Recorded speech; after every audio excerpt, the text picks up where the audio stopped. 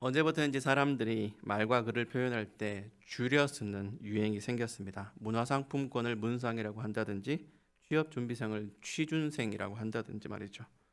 아주 극단적인 줄임말의 형태로 굳어버린 단어가 많지만 개중 좀 적당한 게 소확행이라고 생각합니다.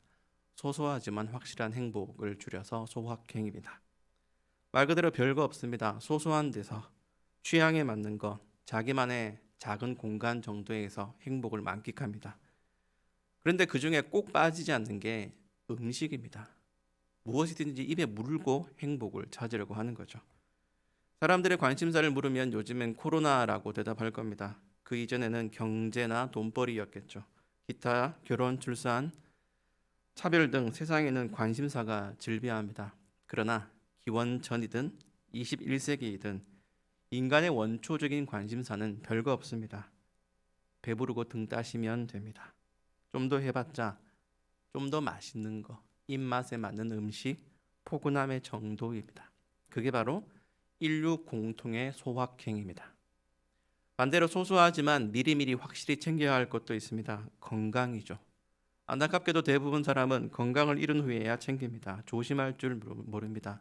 그때가 되어서야 비로소 건강이 최고라고 간증합니다. 음식을 소화할 줄 아는 기관, 입맛을 유지하는 체력, 일찍 죽게 하지 않는 건강에 관심을 기울입니다. 좋게 말할 때 음식이 소확행이지 사실 인류 공통이자 최후의 관심사를 꼽자면 죽음입니다. 죽음이야말로 인생의 원초적 바탕에서 인생사를 좌지우지합니다. 죄의 삭신 죽음, 여자의 후손으로 태어나는 모든 사람이 피할 수 없는 죄인이라는 운명. 그 끝에 있는 죽음에서 비껴있는 사람은 아무도 없습니다. 심지어 예수님조차 우리의 죄를 해결해 주시려고 죽음의 과정을 거치셔야 했을 정도입니다. 마치 나무의 뿌리와 같습니다. 예수님은 인생의 뿌리에 박혀 뽑을 수도 도려낼 수도 없는 죄의 결과인 죽음을 복음으로 해결해 주려고 우리에게 오셨습니다. 그래서 그분은 공생의 3년 동안 가르치시며 전도하시며 모든 병과 모든 약한 것을 고치셨습니다. 마태복음이 이렇게 말씀하죠. 예수께서 모든 도시와 아래 두루 다니사 그들의 회당에서 가르치시며 천국 복음을 전파하시며 모든 병과 모든 약한 것을 고치시니라. 이 세 가지를 예수님의 3대 사역이라고 하는데요. 초대교회 안에서도 이 세 가지는 빠지지 않았습니다. 사도들은 가르치며 전도하며 기적을 베풀었습니다. 즉 교회의 모든 사역은 모든 인류의 뿌리에 박힌 고질적인 병을 해결하는 것과 관련이 깊습니다. 거기에 죽음이 포함되어 있습니다. 주보를 보시면요. 오늘 본문 전체를 요약해 베드로를 통해 두 가지 치유가 일어났다고 합니다. 그것은 질병과 죽음의 해결이라는 두 가지 기적이 일어났기 때문입니다. 32절에 베드로가 사방으로 두루 다녔다고 하는데요. 왜 이렇게 다녔을까요? 오늘날의 신방이라고 보시면 됩니다. 담당 교구가 광대해서 그렇지 이동거리가 멀긴 했어도 신방이 맞습니다. 스데반의 죽음 이후로 곳곳에 흩어진 성도들을 만난 게 분명합니다. 32절을 한번 보십시오. 그때 베드로가 사방으로 두루 다니다가 루다에 사는 성도들에게도 내려갔더니 도망 다니다가 우연히 들른 게 아닙니다. 베드로는 예루살렘을 중심으로 순회 설교도 하며 교회를 개척하는 사역도 행했습니다. 그런 신방 중에 말씀도 나누고 복음도 전하고 그러다가 치유도 일어났죠. 다시 말해 오늘 일어난 두 가지 치유는 단순한 우연이 아니라는 겁니다. 첫째로 중풍병자에게 일어난 치유를 살펴보겠습니다. 루다에 사는 애니아라 하는 성도의 형편이 얼마나 비참한지 8년이나 침상에 누워 있었다고 합니다. 이 정도면 불치병입니다. 사람이 서서히 말라 죽어가는 죽음을 피할 수 없는 병입니다. 애니아라는 환자가 그럼에도 행복했다든지 하는 설명은 없습니다. 단지 우리는 8년이나 치유받지 못한 이 여자의 상황이 절망적이라고 생각할 수는 있습니다. 바로 그 환자에게 베드로를 예수 그리스도께서 보내셨습니다. 그분은 역시 천상에서 지상의 사역자들을 통해 당신의 사역을 이어가십니다. 34절을 보십시오. 베드로가 이르되 애니아야 예수 그리스도께서 너를 낫게 하시니 일어나 내 자리를 정돈하라 한데 곧 일어나니. 예수께서 너를 낫게 하신다. 이 말은 그분께서 고통을 경감시켜 주실 거다. 생각해 주실 거다. 언젠가는 낫게 하시겠지 아마라는 게 아닙니다. 지금 바로 즉시 낫는다라는 뜻입니다. 그래서 내 자리를 정돈하라고도 하죠. 일하시는 분은 그리스도이시고 일하심의 결과는 절망의 자리를 스스로 정리하는 것으로 드러났습니다. 에니야는 8년이나 자신을 붙잡고 있던 침상에서 일어나 절망의 흔적들을 지우고 또 정리했습니다. 그리스도가 일하신 결과는 그러나 여기서 끝나지 않습니다. 룻다에서는 단지 병고침만 일어나지 않습니다. 35절을 한번 보십시오. 룻다와 사론에 있는 사람들이 다 그를 보고 죽게로 돌아오니라. 많은 사람이 죽게 돌아왔다고 해요. 이게 단지 병고침이라는 기적의 볼거리가 제공되었기 때문일까요? 아닙니다. 하나님의 뜻이 육신의 치유를 넘어 영혼의 치유였기 때문에 거기서 역시 복음의 설교가 일어났고 그로 말미암아 사람들이 주께로 돌아온 것입니다. 이렇게 에니야의 일을 통해 그리스도께서는 구원의 일을 행하셨습니다. 그러면 이 다음에 일어난 사건 또한 마찬가지 아닐까요? 비록 죽음이라는 대상이 다르다 하더라도 결과는 마찬가지였습니다. 복음의 무대는 이제 욥바로 이동합니다. 거기에는 다비다라 하는 또 다른 성도가 살고 있었습니다. 둘째로 죽은 자에게 일어난 치유를 살펴보겠습니다. 36절을 천천히 살펴보면 두 가지 사실을 발견하는데요. 첫째는 여제자, 다비다가 여제자라 불린다는 점입니다. 제자라는 단어는 한동안 남자의 전유물이었습니다. 그 시대가 그랬습니다. 그러나 다비다는 여제자라는 호칭을 받습니다. 오늘날 시점으로 그녀가 유리천장을 뚫었다든지 남자들보다 탁월했다든지 하는 걸 밝히자는 게 아닙니다. 성경은 공평하게 남자든 여자든 똑같이 그리스도의 제자라고 합니다. 복음은 남자, 여자, 자유자, 노예, 상전, 주인, 부자, 빈자, 어른, 아이 할 것 없이 모두를 똑같이 다룹니다. 모두 죄인이고 같은 성도입니다. 차이가 나는 건 제자로서의 삶이지 자격으로서는 모두 동등합니다. 다비다는 그 자격 이상의 삶이 있었어요. 선한 사업과 구제에 힘썼다고 합니다. 그녀의 전성이 남들보다 더 어질고 선했기 때문이 아닙니다. 다비다의 선행은 신앙의 결과, 즉 열매입니다. 그녀는 존재만으로 주변 사람들에게 위안과 도움을 주는 보석 같은 그리스도인이었어요. 그러나 믿음과 삶이 일치하는 이런 희귀한 신앙인도 병들어 죽게 되었습니다. 죽음은 그렇게 누구에게든 공평하게 찾아옵니다. 스데반도 죽었고 다비다도 죽습니다. 우리 곁에 남아서 오랫동안 인간적인 향취와 정을 나누고픈 사람도 죽고 죽도록 사랑했던 사람도 때가 되어서 혹은 예상하지 못한 때에 죽습니다. 그렇게 신실했던 사람도 만난 것을 먹으며 못다 본 드라마를 시청하면서 소확행을 누리던 사람도 죽고 돈이 많아 주체할 수 없이 행복하다는 사람도 죽게 될 겁니다. 남은 사람들이 아쉽든 울부짖든 속 시원해하든 인생은 모두 결국에는 죽음의 끝자락에 다다릅니다. 그러나 하나님은 다비다의 죽음에서 우리 그리스도인에게 어떤 진리를 가르치시려고 해요. 바로 부활신앙입니다. 37절을 보니까 시체를 씻어서 다락방에 누이고 38절에는 룻다에 있는 베드로를 청했다고 합니다. 이 두 구절은 욥바의 성도들이 그저 죽음 앞에 무기력했다는 것을 의미하지 않습니다. 그들은 분명히 어떤 소망을 품었고 이런 행동을 이어갔습니다. 시체를 준비시키고 베드로를 청하고 기다렸습니다. 장례를 치러달라는 게 아니라 그녀가 되살아나 장례를 치르지 않기를 바랐습니다. 38절에 베드로를 청했다는 문장에는요, 다비다가 죽었으니라는 뉘앙스가 없습니다. 그저 지체 말고 와달라고 간청했죠. 그래서 베드로는 욥바로 갔고 가보니까 본래 예배 장소로 사용했던 다락방에 올라가니까 시체 한 구가 있습니다. 과부들은 베드로 앞에서 울면서 다비다가 지은 옷을 보여줍니다. 이미 죽었는데 어쩔 수 있습니까?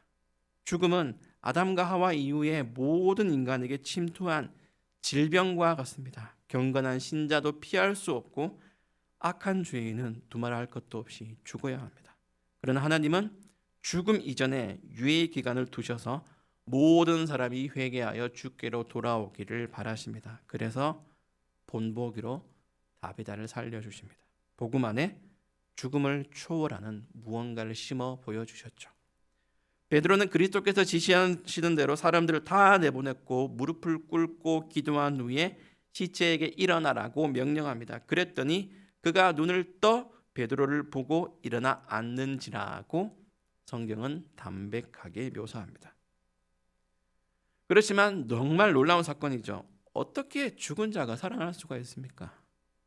네, 살아날 수 있습니다. 스데반은 죽었지만 그리스도께서는 살아나셨고 아나니아와 삽비라는 죽었지만 나인성 과부의 아들은 부활했습니다. 예수께서 복음을 가르치시고 증명하실 때 이미 부활한 사람이 있고 또 예수님은 친히 부활하심으로써 복음 안에는 몸이 다시 사는 것과 영원히 사는 것이 있음을 입증하셨습니다. 바로 그 부활이 드러났기 때문에 42절에는 역시 온 요빠 사람이 그것을 알고 그중 많은 사람이 주를 믿었다고 합니다. 베드로가 아니라 우리 주 예수 그리스도를 믿었다고 해요. 이 사실이 오늘날 우리에게 주는 교훈은 무엇일까요? 코로나가 한창일 때 정말 흥미로운 뉴스를 봤는데요. 정부에서 재난지원금을 주니까 소고기 소비량이 급증했다고 해요. 그것도 한우로. 이래저래 사람들의 관심 영역이 식생활입니다. 그게 큰 비중을 차지해요. 그 어려웠을 때 돈도 못 벌었을 때에 정말 와 이거 어떻게 하냐 하고 공황 상태일 때 사람들이 돈이 생기니까 뭘 하냐 하면은 한우 먹자. 소고기 맛있겠네. 맛있네. 이랬다는 거예요. 입이 즐겁지 않고는 소확행도 없어요. 육회 공고기든 향긋한 차든 200g에 3만 원 하는 커피든 뭔가 입에 들어가야 됩니다. 이런 시대에 우리 그리스도인의 관심은 무엇인가요? 우리도 표현은 다르지만 소확행을 꿈꾸고 원초적인 즐거움을 찾습니다. 그러다 결국은 죽음, 인생의 뿌리 깊이 박힌 문제에 직면합니다. 복음은 그 뿌리에서 시작해요. 먹는 게 아니라. 소소한 행복이 아니라 인간이 죄인이라는 사실에서 출발해서 거슬러 올라 그리스도에게로 접붙인 자들이 바로 성도라고 정의합니다. 교회는 예수님을 믿기만 하면 코로나도 낫고 에이즈도 낫고 시력이 회복된다고 하는 그런 화려한 나무와 열매를 보장하지 않습니다. 너의 근본을 보라고 합니다. 누구도 병과 죽음이라는 근원을 무시한 채 구원받을 수 없다라고 말을 해요. 애니아와 다비다에게 일어난 두 가지 치유는 인류가 절대 극복하지 못하는 병과 죽음을 통해 우리의 믿음을 굳게 세워줍니다. 누가복음과 사도행전은 같은 목적으로 기록한 두 권의 책이라고 했어요. 이 책들을 기록한 목적을 다시 생각해 보십시오. 누가복음 1장 4절에 이는 각하가 알고 있는 바를 더 확실하게 하려 함이로라. 오늘 말씀을 보시면서 어떤 생각을 떠올리셨습니까? 누군가의 죽음이 떠올라서 울적해지지는 않으셨나요?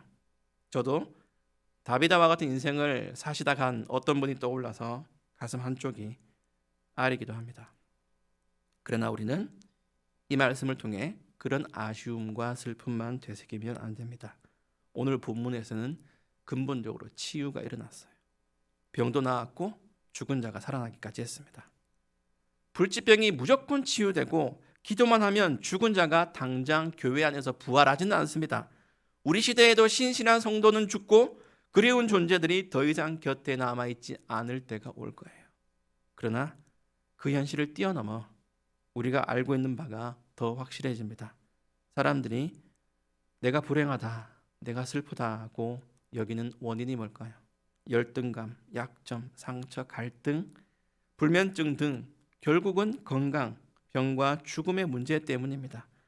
그러나 우리는 거기서 부활신앙을 더 확실하게 챙깁니다. 소확행, 소소하지만 확실한 행복이 아니라 소소해 보이지만 확실한 영혼을 야무지게 챙기는 거예요. 이렇듯 복음은 인간의 삶 깊숙한 곳에서 시작합니다. 낮은 곳에서 가장 비참한 자리에서 구원이라는 나무가 싹을 틔웁니다. 그래서 오늘 본문 43절이 있습니다. 함께 읽어볼까요? 시작. 베드로가 요빠에 일어날 있어 시몬이라 하는 무두장의 집에서 머무니라. 아멘. 생각해 보십시오, 여러분. 43절이 오늘 본문과 한 묶음이에요. 구분되지 않습니다. 앞에 동그라미도 없어요. 그런데 왜 이 구절이 들어있을까요? 성경은 한치의 낭비도 없이 치밀하게 구성된 책인데 왜 그저 지나가는 내용인 듯 43절이 있나요? 바로 이것이 뿌리에서 나무로 전진하는 복음의 모습을 보여주는 또 다른 증거이기 때문이에요. 무두장이는 가죽을 다룬 사람입니다. 그리고 율법으로 봤을 때 유대인들이 상종하면 안 되는 사람이에요. 짐승의 사체를 만지는 사람은 부정하고 그 부정한 자와 접촉하는 자 역시 부정해집니다. 베드로는 정통파 유대인이고 아직은 율법의 정신에서 완전히 자유롭지 못한 사람이에요. 그럼에도 파격적으로 이 무두장이의 집에 며칠을 머물렀습니다. 43절도 그렇게 뿌리의 문제를 다루고 있습니다. 또 다른 낮은 곳, 비천한 곳, 유대인들의 관심밖 존재예요. 무두장이가 비록 경제적으로 부유할 수는 있어도 영적으로는 취약계층, 소외계층이었습니다. 유대인들은 그들을 같은 신앙 안으로 초청하기를 꺼렸어요. 그럼에도 베드로는 바로 그 낮은 곳으로 갔습니다. 이 파격, 규격 외 비상식적인 행동, 혁명이 곧 복음입니다. 예수님께서 땅에서 세 가지 사역을 행하실 때 그분 곁에는 지독한 피부병 환자뿐 아니라 고아와 과부, 어린아이와 여자, 범죄자, 심지어 위선자들이 잔뜩 있었어요. 그 당시에 무시받고 소외받고 사람들이 꺼려하던 그런 존재들이었습니다. 복음이 그들을 품었고 동일한 복음이 사도행전에서 꼽히기 시작해 우리에게까지 닿았습니다. 질병과 죽음이 지배한 듯한 현장에서 무두장이의 집에서 또 다음 수요일 본문의 이방인의 집에서 우리는 낮고 천한 인간의 모습으로 오신 예수님의 이야기인 복음이 어둡고 칙칙하고 비참한 뿌리에까지 침투하는 것을 보면서 내가 받은 복음을 묵상합니다. 내가 있었던 죄악의 자리를 기억합니다. 그리고 여기서 우리 역시 아름다운 열매 맺는 나무로 자랄 것을 기대하고 또 다짐합니다. 마지막으로 묻습니다. 오늘날 이 시대, 지금 내 자리에서 가장 큰 관심사는 무엇인가요? 여러분은 그리스도인으로서 어떻게 살고 싶으신가요? 오늘 말씀의 교훈이 여러 모양으로 각자의 삶에서 꽃과 열매로 맺히기를 바랍니다. 아멘.